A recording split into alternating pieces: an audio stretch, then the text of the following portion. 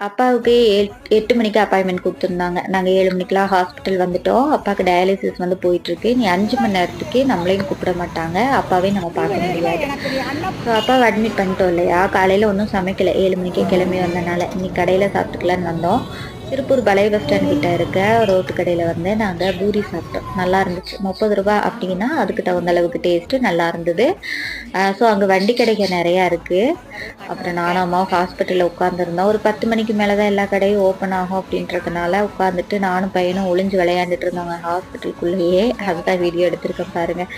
நாங்க அங்க உட்காந்துட்டு இருந்தோம். அதுக்கப்புறமா இங்க வந்து ஒளிஞ்சுக்கிட்டோம். ஸோ 10 மணிக்கு மேல சரி அப்படியே கடை வீதி சுத்திட்டு வரலான்னு சொல்லிட்டு போனோம். இன்னைக்கு பஸ் ஸ்டாண்ட்குள்ள போகல. நாங்க வந்து இந்த சைடு ஸ்லீக் இருக்கும் தெரியுமா? அந்த சைடு போனோம். அதாவது பஸ் ஸ்டாண்டுக்கு நேர் ஆப்போசிட்டு பெட்ரோல் பங்க் இருக்கும். அந்த லைன்ல உள்ள போனோம்னா ஹோல்சேல் கடைகள்லாம் இருக்கும். இப்ப இவனுக்கு ஒரு பேக் வாங்கணும்னு சொல்லி வந்தோம்.